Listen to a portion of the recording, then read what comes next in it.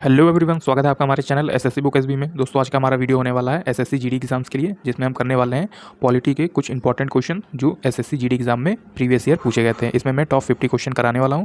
तो चलिए अपनी वीडियो को शुरू करते हैं।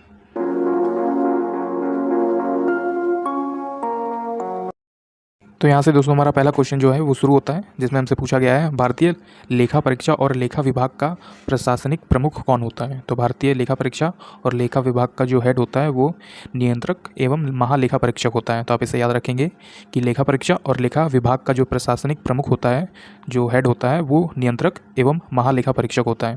दूसरा क्वेश्चन आता है, भारतीय संविधान के निम्नलिखित में से कौन से अनुच्छेद नागरिकता से संबंधित है। तो इसमें आपको बताना है कि नागरिकता से संबंधित कितने अनुच्छेद आते हैं। तो अनुच्छेद 5 से 11 जो है वो नागरिकता से संबंधित है, मतलब भारत में रहने वाले लोगों को किस तरह से नागरिकता जो है वो दी जा सकती है, या फिर जो दूसरे देश से आते हैं उन्हें किस तरह से नागरिकता दी जा सकती है। ये सभी कुछ नागरिकता में बताया गया है, जो कि आर्टिकल 5 से 11 में लिया गया है। अगला आता है हमारा 3 क्वेश्चन, जो कि है निम्नलिखित में से कौन सा विकल्प भारतीय संविधान के रिपब्लिक गणतंत्र शब्द का अर्थ बताता है। तो इसमें आपसे ये पूछा गया है, जो रिपब्लिक वर्ड है जिसका मतलब गणतंत्र होता है, उसका अर्थ क्या है। तो उसका अर्थ होता है निर्वाचित प्रमुख, मतलब कि लोगों के द्वारा चुना जाने वाला कोई भी गणराज्य या फिर कोई भी राजनेता। तो उसका मतलब आप समझ सकते हैं कि गणतंत्र होता है कि लोगों के द्वारा चुने जाने वाला, तो निर्वाचित प्रमुख। अगला है हमारा 4था क्वेश्चन, के नजीब बनाम भारत संघ का मामला निम्नलिखित में से किस अनुच्छेद के तहत अधिकारियों का उल्लंघन से संबंधित है। तो के नजीब बनाम भारत संघ का जो मामला है वो आर्टिकल 21 से रिलेटेड है। तो आप याद रखेंगे कि के नजीब बनाम भारत संघ का मामला किस अनुच्छेद के तहत अधिकारियों के उल्लंघन से संबंधित है। तो अनुच्छेद 21 के तहत। 5वां क्वेश्चन आता है हमारा, न्यायाधीशों को एक उच्च न्यायालय से दूसरे उच्च न्यायालय में स्थानांतरित करने का अधिकार किसके पास है। तो न्यायाधीशों को जो एक हाई कोर्ट से दूसरे हाई कोर्ट में उनका ट्रांसफ़र हो जाता है, जो वहाँ के जज होते हैं, तो ये किसके पास ये अधिकार है। तो भारत के राष्ट्रपति के पास ये अधिकार है कि वो एक जो जज को दूसरे हाई कोर्ट में या फिर सुप्रीम कोर्ट में वहाँ पर ट्रांसफ़र कर सकते हैं। तो ये किसका अधिकार है। तो ये राष्ट्रपति के अधिकार के अंडर में आता है। 6वां क्वेश्चन आता है हमारा, भारतीय संविधान में मौलिक कर्तव्यों को डैश संशोधन द्वारा जोड़ा गया। तो मौलिक कर्तव्यों को किस संशोधन में जोड़ा गया। तो जो 42वां संविधान संशोधन हुआ था उसके तहत मौलिक कर्तव्यों को जोड़ा गया था। 7वां क्वेश्चन आता है हमारा, जो कि है गृह सरकार में परिवर्तन करके भारत के राज्य सचिव को ब्रिटिश भारत की सरकार के लिए कब उत्तरदायी बनाया गया था। तो ये बनाया गया था सन 1858 में। तो आप इसे याद रखेंगे कि गृह सरकार में परिवर्तन करके भारत के राज्य सचिव को ब्रिटिश सरकार के लिए एक उत्तरदायी बनाया गया 1858 में। 8वां क्वेश्चन आता है, भारत का प्रथम विधि अधिकारी कौन होता है। तो भारत का जो प्रथम विधि अधिकारी होता है वो भारत का महान्यायवादी होता है। तो आप इसे याद रखेंगे कि भारत का प्रथम विधि अधिकारी होता है भारत के महान्यायवादी। अगला है 9वां क्वेश्चन, किस संवैधानिक संशोधन द्वारा संविधान में मौलिक कर्तव्यों को शामिल किया गया था। तो 42वां जो संविधान संशोधन था, जो अधिनियम 1976 के अंडर में था, उसके तहत जो मौलिक कर्तव्य हैं उसको शामिल किया गया था भारतीय संविधान में। तो आप याद रखेंगे कि 42वां जो संविधान संशोधन था उसके तहत मौलिक कर्तव्यों को इंडियन कॉन्स्टिट्यूशन में शामिल किया गया था। अगला है हमारा क्वेश्चन, प्रारूप समिति ने भारतीय संविधान का पहला प्रारूप कब प्रकाशित किया। जो प्रारूप समिति बनाई गई थी जिसके हेड डॉक्टर BR अम्बेडकर थे, उन्होंने पहला प्रारूप जो प्रकाशित किया था वो फरवरी 1948 में किया था। तो आप ऐसे याद रखेंगे, काफ़ी इंपॉर्टेंट क्वेश्चन है ये, कि प्रारूप समिति ने जो भारतीय संविधान का पहला प्रारूप जो प्रकाशित किया था वो डेट था फरवरी 1948 में, वो साल था फरवरी 1948। 11वां क्वेश्चन देखेंगे, 20 जुलाई 2021 को उच्चतम न्यायालय ने भारतीय संविधान के भाग 9B में कुछ प्रावधानों को रद्द कर दिया था। भाग 9B किससे संबंधित है। तो उसमें आपसे पूछा गया है कि 9B जो है वो किससे संबंधित है। ये उस टाइम के करंट अफेयर का क्वेश्चन था। तो आप इसमें याद रख सकते हैं कि 9B किससे संबंधित है। तो सहकारी समितियों से संबंधित है। तो इस क्वेश्चन में आप सिर्फ इतना याद रखेंगे कि संविधान का जो भाग 9B है वो सहकारी समितियों से रिलेटेड है। 12वां क्वेश्चन आता है हमारा, जो कि है भारतीय संविधान के किस भाग में संघीय कार्यपालिका का प्रावधान है। तो भारतीय संविधान के किस भाग में है। तो भाग 5 में है। तो आप इसे याद रखेंगे कि भाग 5 में है, भारतीय भाग में संघीय कार्यपालिका का प्रावधान है। अगला है 13 क्वेश्चन हमारा, भारतीय संविधान में निम्नलिखित में से किस संशोधन ने संपत्ति के अधिकार को मूल अधिकार के स्थान पर कानूनी अधिकार बना दिया गया था। जो संपत्ति का अधिकार था वो पहले मूल अधिकार था, फिर बाद में इसे क्या है कि कानूनी अधिकार बना दिया गया था। तो ये किस संशोधन में हुआ था। तो 44वां संशोधन जब हुआ था तब जो संपत्ति का अधिकार है उसे मूल अधिकार की बजाय एक कानूनी अधिकार बना दिया गया था। तो आप इसे याद रखेंगे कि ये 42 कॉन्स्टिट्यूशन अमेंडमेंट के तहत हुआ था। तो 42वां संविधान संशोधन के तहत ये कर दिया गया था।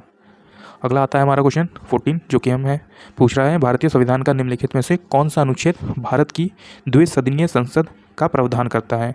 तो भारत में द्विसदनीय संसद है तो इसका प्रावधान किस आर्टिकल में दिया गया है, तो आर्टिकल 79 में दिया गया है कि भारत की किस संसद में द्विसदनीय होना चाहिए। द्विसदन मतलब एक छोटा और एक बड़ा, मतलब छोटा लोकसभा हो गया और बड़ा हो गया राज्यसभा। तो इस तरह से द्विसदन संसद का प्रावधान आर्टिकल 79 में दिया गया है। 15 क्वेश्चन है मौलिक कर्तव्यों को भारतीय संविधान के भाग 3 में नहीं रखा गया क्योंकि भाग 3 जो है वाद्य योग है। वाद्य योग का मतलब होता है दोस्तों कि अगर उस आर्टिकल का आपका हनन होता है, जैसे कि वो आर्टिकल के तहत आपके साथ कुछ अच्छा व्यवहार नहीं किया जा रहा है, आपको बाहर जाने से रोका जा रहा है, आपके जीने का अधिकार छीना जा रहा है, या फिर शिक्षा नहीं मिल पा रही है आपको सही से, तो आप उसके तहत हाई कोर्ट जा सकते हैं, सुप्रीम कोर्ट जा सकते हैं, न्यायालय जा सकते हैं। तो आप जो है वो वाद योग है, मतलब इसके लिए आप न्यायालय जा सकते हैं। लेकिन मौलिक कर्तव्यों का हनन होने पे आप न्यायालय नहीं जा सकते, इसलिए इसको जो है भाग 3 में नहीं रखा गया। 20वां क्वेश्चन आता है दोस्तों हमारा जो कि हमसे पूछता है भारतीय संविधान का कौन सा अनुच्छेद उपाधि के समापन से संबंधित है। तो मतलब टाइटल आप नहीं रख सकते अपने नाम के आगे या पीछे, तो वो आर्टिकल कहता है 18। तो वो अनुच्छेद 18 हो जाता है जिसके तहत आप अपने नाम के आगे या पीछे जो है वो उपाधि नहीं लगा सकते।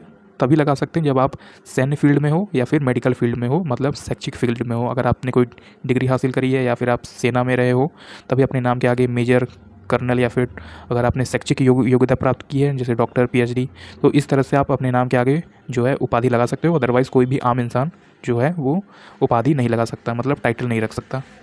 अगला 21वां क्वेश्चन आता है हमारा भारत में जो राज्य चुनाव आयुक्त की नियुक्ति की जाती है वो राज्यपाल के द्वारा की जाती है। तो आप इसे याद रखेंगे कि भारत में जो राज्य चुनाव आयुक्त की नियुक्ति की जाती है वो राज्यपाल के द्वारा किया जाता है। 22वां क्वेश्चन देखेंगे भारतीय संविधान के अनुच्छेद डैश के अनुसार भारत में प्रत्येक नागरिक का यह कर्तव्य होगा कि वह वैज्ञानिक दृष्टिकोण, मानवतावाद और ज्ञानार्जन का सुधार की भावना विकसित करे। तो 51A में ये दिया गया है कि आप जो वैज्ञानिक दृष्टिकोण है, मानवतावाद है और ज्ञानार्जन तथा सुधार की भावना विकसित करें। तो ये कौन से आर्टिकल में है, आर्टिकल 51 के A में है। अगला है राज्य के नीति निर्देशक तत्वों की उत्पत्ति निम्नलिखित में से किसमें खोजी जा सकती है। जो राज्य के नीति निर्देशक की उत्पत्ति है वो कराची प्रस्ताव में इसका सबसे पहले बार उल्लेख किया गया था। तो आप इसे याद रखेंगे कि राज्य के नीति निर्देशक तत्वों की उत्पत्ति जो है वो किसमें शामिल होती है, किसमें हमें देखी जा सकती है, तो कराची प्रस्ताव में ये देखा जा सकता है। अगला क्वेश्चन आता है दोस्तों हमारा अनुच्छेद 172(2) के अनुसार किसी राज्य के डैश भंग नहीं होगी। तो अनुच्छेद 172 के 2 में ये लिखा गया है कि विधान परिषद जो है वो किसी राज्य में भंग नहीं होगी। तो आप इसे याद रखेंगे कि ये आर्टिकल 172 के भाग 2 में जो है विधान परिषद किसी राज्य में भंग नहीं हो सकती। 32वां क्वेश्चन आता है दोस्तों हमारा जो कि है भारत का संविधान निम्नलिखित में से किस तिथि को ग्रहण किया गया। तो ये काफ़ी इजी क्वेश्चन है। तो 26 नवंबर 1949 को जो है वो भारत का संविधान ग्रहण किया गया था। अगला है भारत के उपराष्ट्रपति को पद की शपथ कौन दिलाता है। जो उपराष्ट्रपति को शपथ दिलाया जाता है वो किसके द्वारा होता है, तो भारत के राष्ट्रपति के द्वारा जो है वो उपराष्ट्रपति को शपथ दिलाया जाता है। अगला क्वेश्चन आता है 34 निम्नलिखित में से किस समिति ने भारत के संविधान में मौलिक कर्तव्यों को शामिल करने की सिफारिश की थी। तो वो कौन सी समिति थी, स्वर्ण सिंह समिति थी। तो आप इसे याद रखेंगे कि मौलिक कर्तव्यों को शामिल करने की सिफारिश की थी स्वर्ण सिंह समिति ने। 35 क्वेश्चन आता है दोस्तों हमारा भारत के पहले मुख्य चुनाव आयुक्त निम्नलिखित में से कौन है। तो ये क्वेश्चन हमसे पूछ रहा है कि भारत में पहले जो मुख्य चुनाव आयुक्त हैं वो कौन थे, तो सुकुमार सेन थे। तो आप इनका नाम याद रखेंगे कि सुकुमार सेन भारत के पहले मुख्य चुनाव आयुक्त थे। अगला है मूल अधिकारों की अवधारणा सर्वप्रथम डैश मैग्ना कार्टा में अस्तित्व में आई। तो ये किस देश में, तो इंग्लैंड में। तो आप इसे याद रखेंगे कि मूल अधिकारों की जो अवधारणा है वो सर्वप्रथम इंग्लैंड में मैग्ना कार्टा में अस्तित्व में आई। अगला क्वेश्चन आता है यदि किसी भारतीय नागरिक को गिरफ्तार कर लिया जाता है और बचाव के अधिकार से वंचित रखा जाता है तो ऐसी स्थिति में भारतीय संविधान का कौन सा अनुच्छेद राहत प्रदान कर सकता है। तो ऐसे स्थिति में काम आता है आर्टिकल 22, मतलब अनुच्छेद 22 जो है वो गिरफ्तारी के बचाव से संबंधित है। मतलब गिरफ्तारी के बाद भी कुछ ऐसे आर्टिकल हैं जो आपके पूरे होने चाहिए। तो आप इसे याद रखेंगे कि अगर कोई भी व्यक्ति गिरफ्तार होता है तो वो आर्टिकल 22 उस पर लागू किया जा सकता है। अगला है राज्य लोक सेवा आयोग के अध्यक्ष को डैश के आदेश द्वारा हटाया जा सकता है। तो राज्य का जो लोक सेवा आयोग का अध्यक्ष होगा उसको किसके आदेश के द्वारा हटाया जा सकता है, जो भारत में सबसे ज़्यादा शक्तिशाली है तो राष्ट्रपति के द्वारा। तो आप इसे याद रखेंगे कि राज्य लोक सेवा आयोग के अध्यक्ष को राष्ट्रपति के आदेश के द्वारा हटाया जा सकता है। अगला आता है 40वां क्वेश्चन हमारा, जो कि है निम्नलिखित में से किस संशोधन अधिनियम ने राज्य के नीति निर्देशक तत्वों में 4 नए विषय जैसे कि 39, 39A, 43A और 48A को जोड़ा था। तो ऐसे जो विषय जोड़े गए थे वो किस संविधान संशोधन में हुआ था? तो 42वां जो संविधान संशोधन हुआ था वो 1976 में हुआ था। उसके तहत ये 4 नए विषय जोड़े गए थे जो कि थे 39, 39A, 43A और 48A। अगला है संविधान को अपनाने के अलावा गणतंत्र दिवस मनाने के लिए 26 जनवरी को एक दिन में रूप में चुने जाने को क्या महत्व है? तो ये 26 जनवरी को हुआ था, पूर्ण स्वराज की घोषणा हुई थी, इसलिए इस दिन को चुना गया था। तो आप इसे याद रखेंगे कि 26 जनवरी को एक दिन के रूप में चुने जाने का क्या महत्व है, क्योंकि उसी दिन जो है वो पूर्ण स्वराज की घोषणा की गई थी। अगला है 43, भारत के वित्त आयोग को डैश से सिफारिश करने की आवश्यकता होती है। जो भारत का वित्त आयोग है वो भारत के राष्ट्रपति से सिफारिश करने की आवश्यकता होती है। तो आप इसे याद रखेंगे कि भारत के वित्त आयोग को भारत के राष्ट्रपति से सिफारिशों की आवश्यकता होती है। अगला है 44 क्वेश्चन हमारा, भारतीय संविधान का निम्नलिखित में से कौन सा भाग मूल अधिकारों से संबंधित है? तो कौन सा भाग जो मूल अधिकारों से संबंधित है? तो भाग 3 हो जाएगा और इसी को मैग्ना कार्टा के नाम से भी जाना जाता है। तो आप इसे याद रखेंगे कि भाग 3 जो कि मूल अधिकारों से संबंधित है और इसी को मैग्ना कार्टा के नाम से जाना जाता है। अगला क्वेश्चन आता है दोस्तों हमारा 45, जो कि है भारतीय संविधान का कौन सा अनुच्छेद सर्वोच्च न्यायालय को अपने स्वयं के निर्णयों या फिर आदेशों की समीक्षा करने का अधिकार देता है? तो वो आर्टिकल 137 हो जाएगा। 137 जो कहता है कि सर्वोच्च न्यायालय अपने स्वयं के निर्णय या फिर आदेश की समीक्षा करने का अधिकार है। अगला है भारतीय संविधान का कौन सा अनुच्छेद शोषण के विरुद्ध अधिकार से संबंधित है? तो शोषण के विरुद्ध जो अधिकार है वो आर्टिकल 23 है। अनुच्छेद 23 जो है वो शोषण के विरुद्ध अधिकार से संबंधित है। अगला क्वेश्चन आता है दोस्तों हमारा 48, जो कि है भारतीय संविधान का कौन सा अनुच्छेद संसद को अपने द्वारा बनाए गए कानूनों के बेहतर प्रशासन के लिए अतिरिक्त अदालतें स्थापित करने की शक्ति देता है? तो अतिरिक्त अदालतें जो है वो किसके अनुच्छेद में शामिल हो सकती हैं? तो अनुच्छेद 247 कहता है। तो बेहतर प्रशासन बनाने के लिए अतिरिक्त अदालतों की स्थापना की जा सकती है आर्टिकल 247 के अनुसार। 49 क्वेश्चन आता है दोस्तों हमारा, निम्नलिखित में से कौन सा अधिकार भारतीय संविधान के अनुच्छेद 25 द्वारा गारंटीकृत है? मतलब कि अनुच्छेद 25 में क्या लिखा गया है? तो अनुच्छेद 25 में है धार्मिक स्वतंत्रता का अधिकार। तो आप इसे याद रखेंगे कि आर्टिकल 25 मतलब अनुच्छेद 25 जो है वो धार्मिक स्वतंत्रता का अधिकार देता है।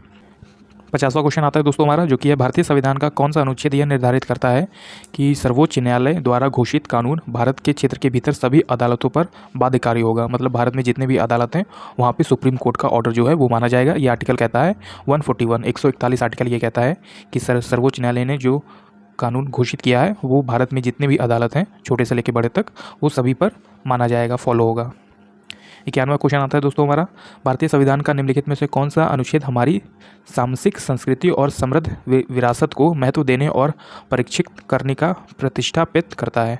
तो ये आर्टिकल 51A में है। तो आप इसे याद रखेंगे कि सामाजिक संस्कृति और समृद्ध विरासत को महत्व देने का जो परीक्षित करने का प्रतिस्थापित करता है ये अनुच्छेद 51A में है। दोस्तों अगर आपको इसका PDF चाहिए तो आप हमें व्हाट्सअप नंबर जो हमारा डिस्क्रिप्शन में है उस पर मैसेज करके ये PDF मात्र हमसे 10 रुपये में ले सकते हैं। ये काफ़ी इंपॉर्टेंट क्वेश्चन है दोस्तों जो हर बार SSC अपने एग्जाम में पूछती है। तो आइए बढ़ते हैं अपने अगले क्वेश्चन की तरफ, जो कि है निम्नलिखित में से कौन सा युग्म जो है वो सही सुमेलित है? तो इसमें बहुत सारे जो ऑप्शन दिए गए थे उसमें से आर्टिकल 19 था वो वाक्य स्वतंत्रता संबंधी विशिष्ट अधिकारों का संरक्षण है।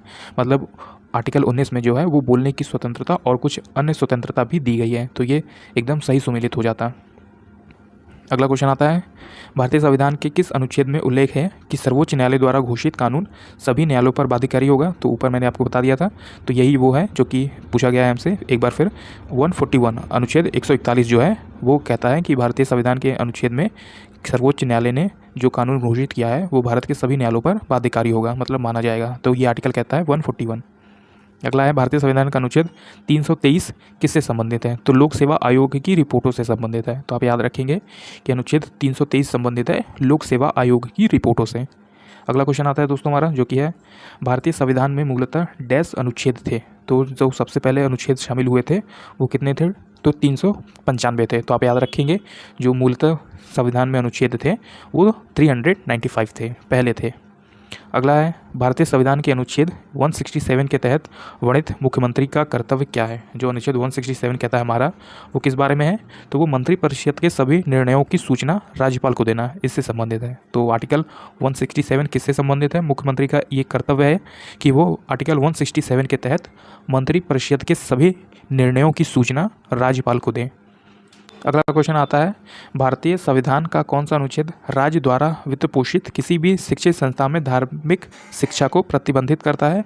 तो अनुच्छेद 28 है। तो अनुच्छेद 28 जो है वो शिक्षित संस्था में धार्मिक शिक्षा को प्रतिबंधित करता है। मतलब किसी भी जो शिक्षित संस्था होती है, स्कूलों वगैरह में आप धार्मिक शिक्षा नहीं दे सकते हैं। तो ये आर्टिकल 28 कहता है।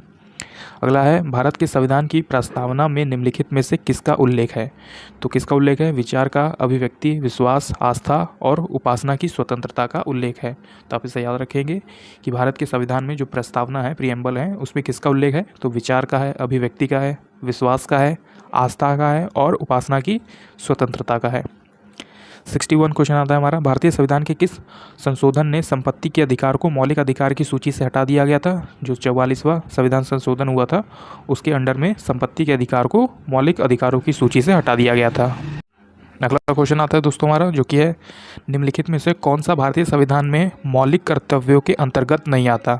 तो किसके अंतर्गत नहीं आता? वयस्क मताधिकारों का प्रयोग करना, ये मौलिक कर्तव्यों के अंतर्गत नहीं आता। तो आप याद रखेंगे कि मौलिक कर्तव्यों के अंतर्गत क्या नहीं आता?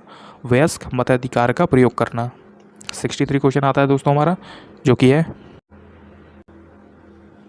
अपने संविधान में मौलिक कर्तव्यों को शामिल करने वाला पहला देश कौन सा था? तो इसमें आपसे पूछा गया है कि किसने अपने संविधान में मौलिक कर्तव्यों को सबसे पहली बार शामिल किया था? तो सोवियत संघ ने किया था। उस टाइम में ये यूएसएसआर था। तो आप इनका नाम याद रखेंगे कि सोवियत संघ, यूएसएसआर ने सबसे पहले अपने देश में मौलिक कर्तव्यों को शामिल किया था। अगला क्वेश्चन आता है दोस्तों हमारा, जो कि है, भारतीय संविधान के राज्य के नीति निर्देशक तत्व किस देश से ग्रहीकृत किए गए हैं? मतलब किस देश से लिया गया है?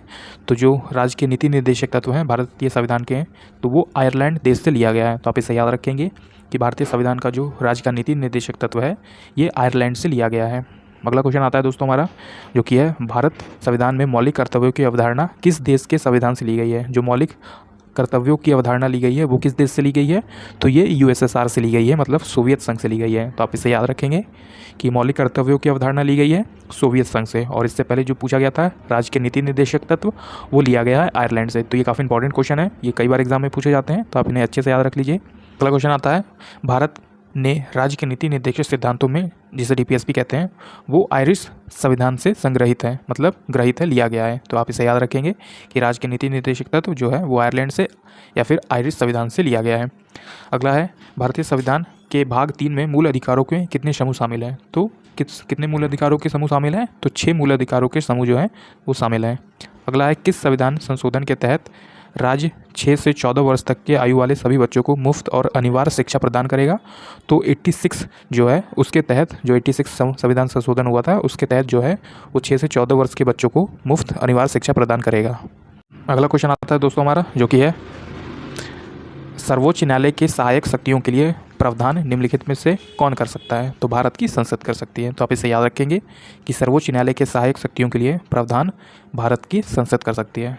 दोस्तों अगला क्वेश्चन आता है हमारा, जो कि है, मौलिक कर्तव्य डैश है और कानून द्वारा परिवर्तनीय नहीं है, इसके लिए किसी भी मामले का निर्णय करते समय न्यायालय द्वारा दृष्टिकृत रखे जाते हैं वैधानिक। तो आप इसे याद रखेंगे कि मौलिक कर्तव्य जो है वो वैधानिक है और कानून द्वारा ये परिवर्तनीय नहीं है, मतलब चेंज नहीं हो सकते। क्वेश्चन आता है दोस्तों आज का हमारा लास्ट क्वेश्चन है। इसमें हमसे पूछा गया है कि भारत के निम्नलिखित में से किसके पास, मतलब भारत में ऐसे कौन से व्यक्ति हैं जिनके पास किसी भी अपराधी के दंड को क्षमा करने, उसे निलंबित करने या फिर उस अपराध को या फिर उस दंड को कम करने की शक्ति है? तो ये राष्ट्रपति के हाथों में होती है। तो आप इसे याद रखेंगे कि अपराधी को क्षमा करने की शक्ति होती है राष्ट्रपति के हाथों में। तो दोस्तों आपने देखा कि ये था हमारा आज का पॉलिटी के ऊपर क्वेश्चन, जो कि 50 क्वेश्चन थे, और ये सभी क्वेश्चन जो है वो एसएससी एग्जाम में पूछे गए थे, जीडी एग्जाम में। जैसा कि आप देख पा रहे होंगे कि किस टाइप के एग्जाम में क्वेश्चन पूछे जाते हैं। तो आप अपनी तैयारी बिल्कुल इसी प्रकार से रखिएगा। चलिए मिलते हैं आपसे नेक्स्ट वीडियो में, तब तक पढ़ते रहिए और हमेशा अपने लक्ष्य की तरफ आगे बढ़ते रहिए।